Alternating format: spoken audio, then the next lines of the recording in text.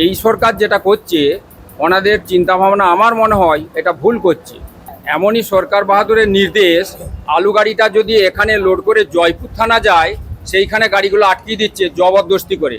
উপরন্তু একটা অ্যাবসার্ড টাকার অ্যামাউন্ট খুঁজছে পয়সা দিতে হবে। কারণটা কি? আলুটা কি চুরি করে আমরা কি ব্যবসা করছি না চুরি করে পাঠাচ্ছি? সমস্যার সমাধান যদি না হয় আমরা ব্যবসা করব না। চাষির আলু আছে, চাষিরা চিন্তা ভাবনা করবে, সরকার বাহাদুরের কাছে গিয়ে বলবে যে বন্ড কিনে নেন আপনারা, নিয়ে নিকাশি করে দেন। ফের রাজ্য জুড়ে কর্মবিরতিতে নামলো আলু ব্যবসায়ী সমিতি। আগামী সোমবার 29শে আগস্ট সকাল 6টা থেকে বাংলাতে আলু সরবরাহ সম্পূর্ণ বন্ধ থাকবে। হিমঘর খোলা থাকলেও স্টোর থেকে বেরোবে না আলু। বাংলার বাজারে এবার আলু সংকটের আশঙ্কা। ব্যবসায়ী কর্মবিরতি তখনই উঠবে যখন সরকারের তরফ থেকে লিখিতভাবে দেওয়া হবে বর্ডার পেরিয়ে আলু যাওয়ার অনুমতি।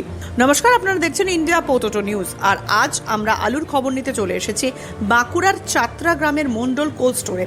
চলুন এখন এই চাত্রা এলাকার আলু চাষী ও ব্যবসায়ীদের সাথে কথা বলে জেনে নিই চাত্রার আজকের আলুর দাম, আলু নিকাশি তথা আলুতে সরকারি হস্তক্ষেপ নিয়ে কি বলছেন তারা।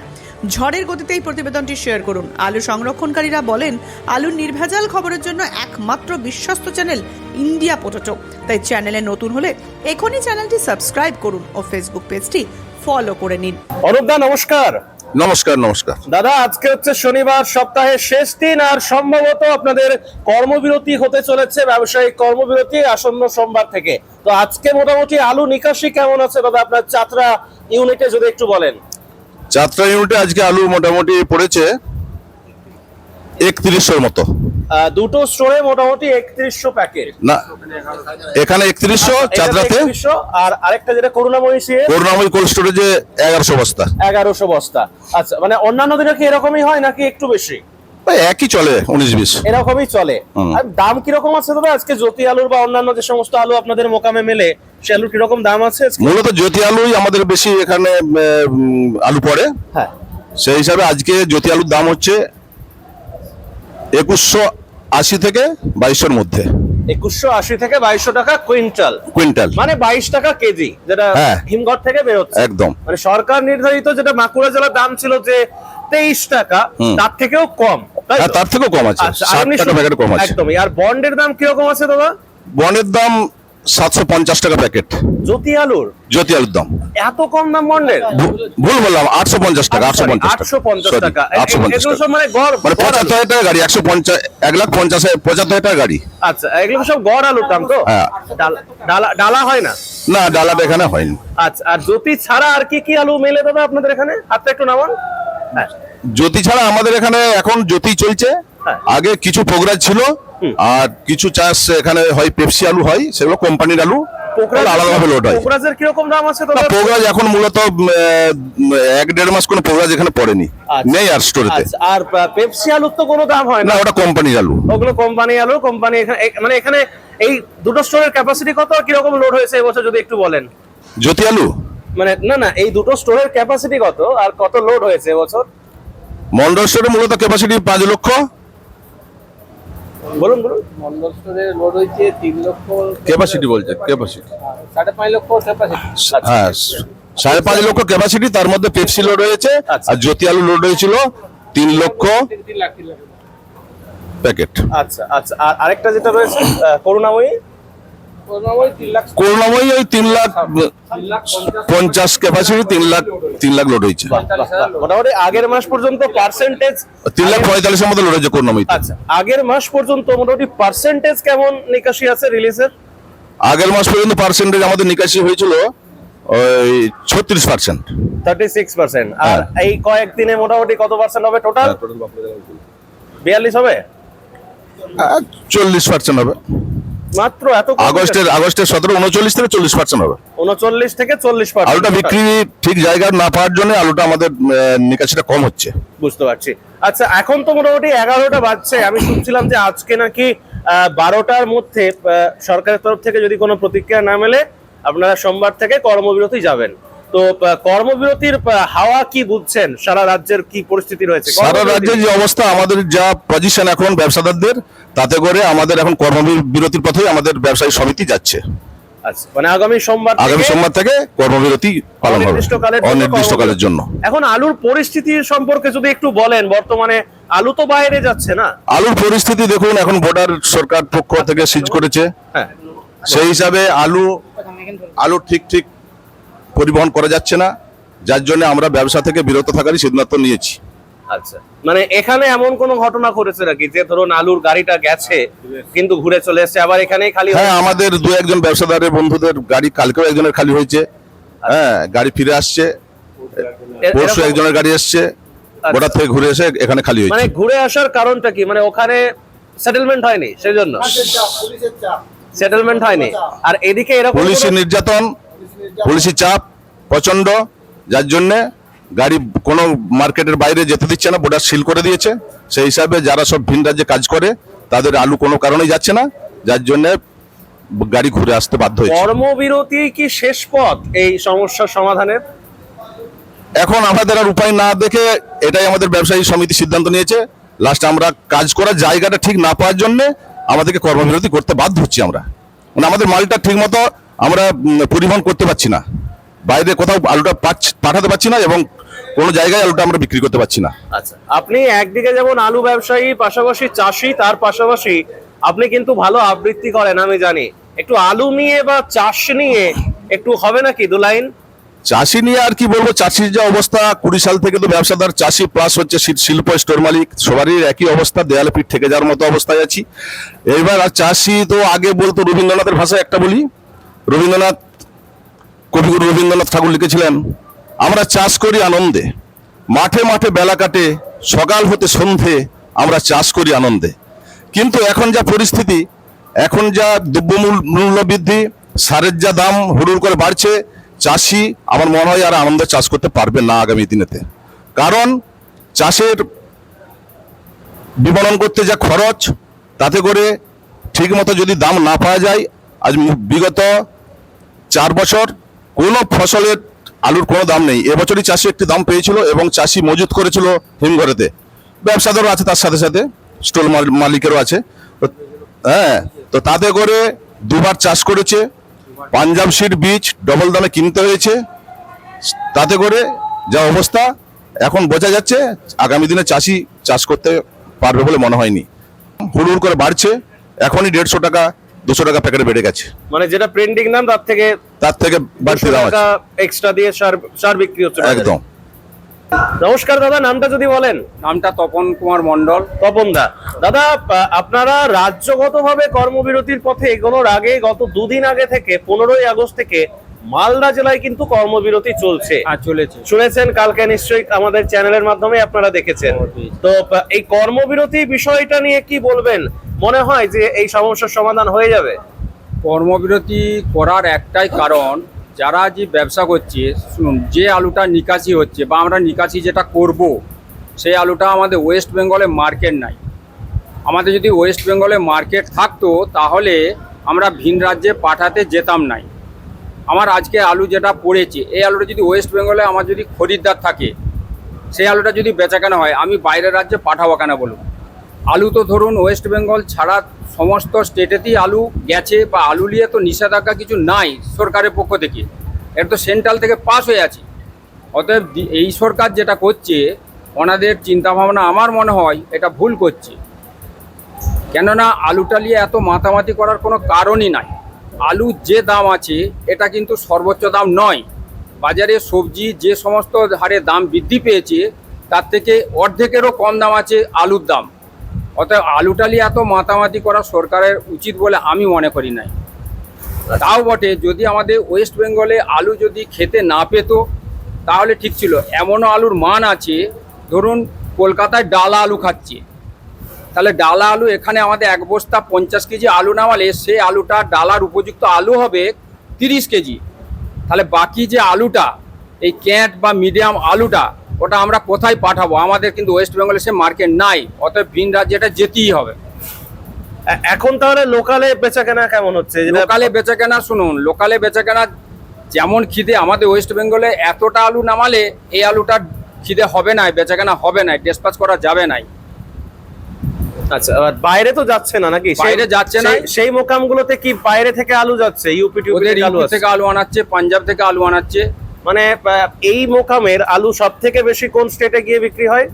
সব থেকে স্টেটে বেশি বিক্রি হয় উড়িষ্যা আর ওই ঝাড়খণ্ড, বিহার। ওড়িশা, বিশেষ করে ওড়িশা। বিশেষ করে ওড়িশাতে তো শুনছি নাকি ওখানের মানুষ নাকি একদম ক্ষিপ্ত হয়ে আছেন যে বাংলা থেকে আলু যাচ্ছে না বলে, এবং সেখানে নাকি পরিযায়ী শ্রমিকদের উপর হেনস্থা করছেন।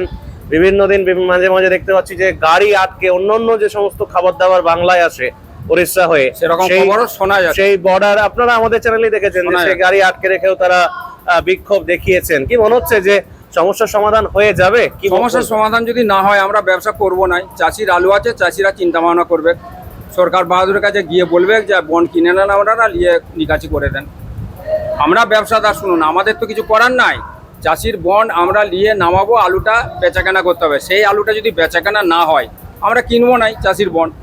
অনুপদা যেটা বলছিলেন যে মোটামুটি নিয়ার অ্যাবাউট 40% আজকের দিন পর্যন্ত নিকাশি আছে। এই দুটো আপনাদের যে দুটো স্টোর রয়েছে চাতরা গ্রামের, তো দুটো স্টোরে মোটামুটি এখনো তাহলে যেটা লোড হয়েছিল তার 60% আলুটা এখনো রয়েছে, অনেকটাই 60% এবাব আলু আছে। অ্যাভাবের আলু আছে। যাই হোক, হ্যাঁ। তো মোটামুটি এই আলুটার মধ্যে কত পার্সেন্ট চাষির আলু বা কত পার্সেন্ট ব্যবসাদারের আলু বলে মনে হয়? পিওর চাষি যে ব্যবসা বোঝে না, শুধু বোঝে 2 পয়সা লাভের আশায় ব্যবসাদারকে বন্ডটা দিয়ে খুশি থাকবো, সেরকম চাষির সংখ্যার আলু কত পার্সেন্ট হবে মোটামুটি?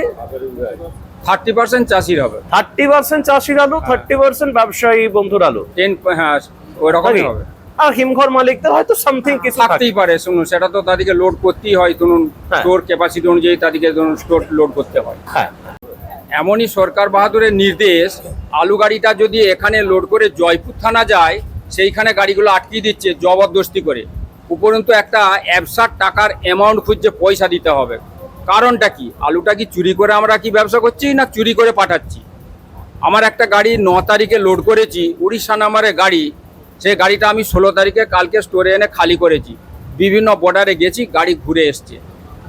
তাহলে এই যে ক্ষয়ক্ষতি হচ্ছে ব্যবসাদারের, এই ক্ষয়ক্ষতি পরিপূরণটা সরকার বাহাদুরকে দেবে।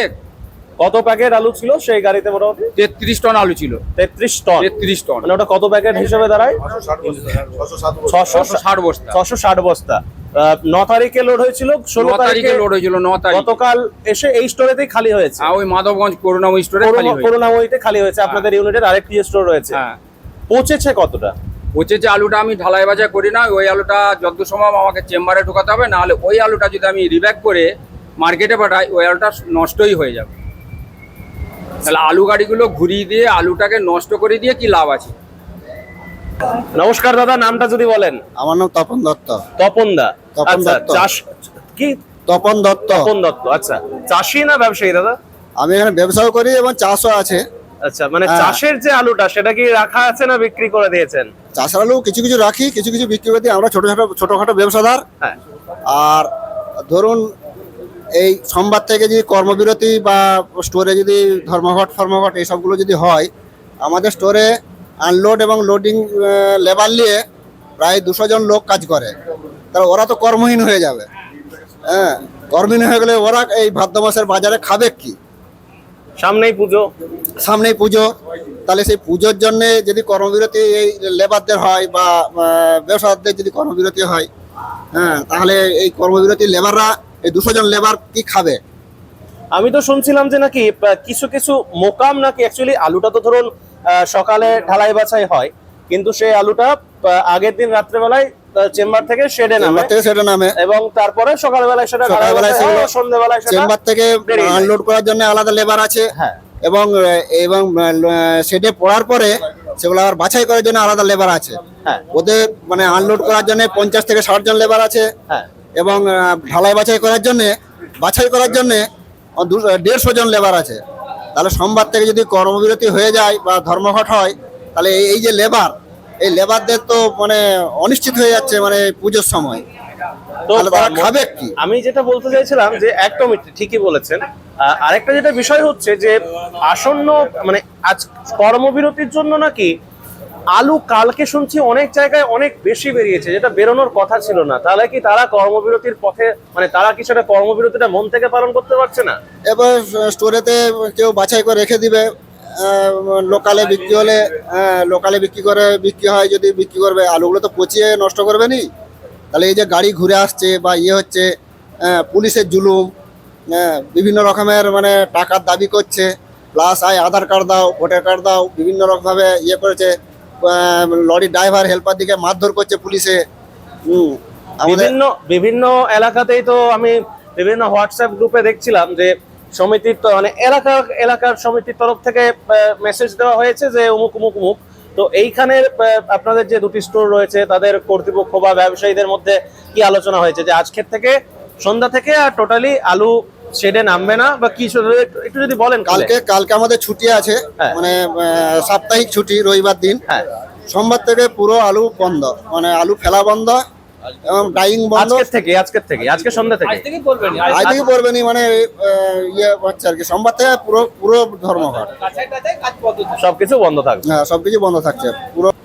তাহলে এই যে লেবার টেবার আছে এরা, মানে এই পুজোর বাজারে আর 1 মাস পরে পুজো, এই পুজোর বাজারে যদি ধর্মঘট হয় তো এত লেবার এই আলুর সঙ্গে বহু লোক যুক্ত, অবশ্যই বহু ব্যবসাদার আছে, লেবার আছে, হ্যাঁ চাষি আছে, লক্ষ লক্ষ হ্যাঁ। মানুষ প্রত্যক্ষ এবং পরোক্ষভাবে এই যে মার্কেট থেকে টাকা আসেনি, আমরা বন্ড বিক্রি করে টাকা পাচ্ছি নি, চাষিকে টাকা মেটাতে পারছি নি, এই যে মানে অসুবিধার সৃষ্টি হচ্ছে। নমস্কার দাদা। নমস্কার। জোরে বলবেন নামটা যদি বলেন। মিন্টু ঘোষ। মিন্টু দা, আমি তো শুনছিলাম যে আপনি নাকি বহির্রাজ্যে আলু পাঠানোর জন্য স্পেশালিস্ট, এখন তাহলে কি করছেন?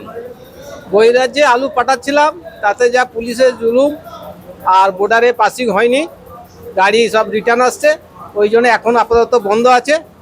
ওই জন্য কাজটা ঢালাই বাছার কাজটাও কমানো হয়ে গেছে।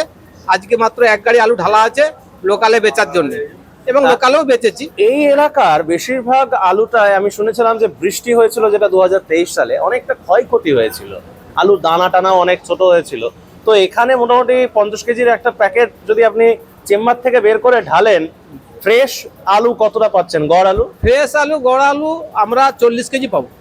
আর বাকি 40 যে থেকে 10 41 কেজিটা কেজি থাকে ওর মধ্যে একদম ওয়েস্ট আলুও তো থাকে নাকি? ওর থেকে ক্যাটি পাবো, 2-3 কেজি ক্যাটি পাবো, তারপরে ড্যামেজ আর ওয়েট শর্ট। তাহলে ওই যে ধরুন মানে যে আলুটা অ্যাকচুয়ালি অপরিপক্ক বা অযোগ্য, বাংলার খাওয়ার অযোগ্য, সেই আলুটা তাহলে কি করছেন? এখন তো বাইরে যাচ্ছে না। বাইরে যাচ্ছে না, এখন আপাতত স্টোরি আছে, নিকাশি আমাদের বন্ধ আছে।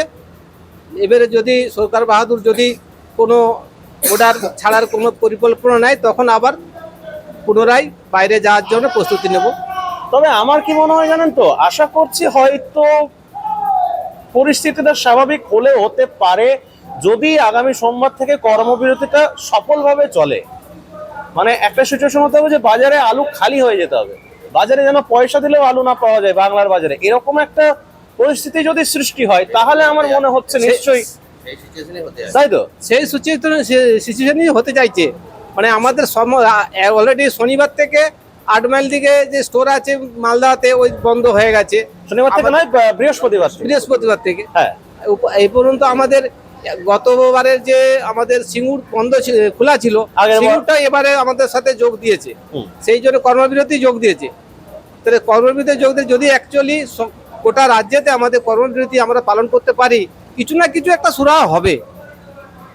সরকারকে এই জিনিসটা নিয়ে ভাবাতে হবে।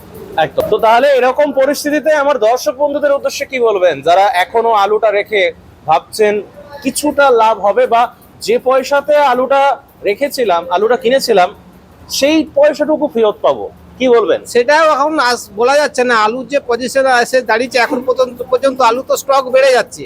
আগামী দিনে পরিস্থিতি কোন দিকে যাবে, খুব পরিস্থিতি বলা খুব মুশকিল আছে।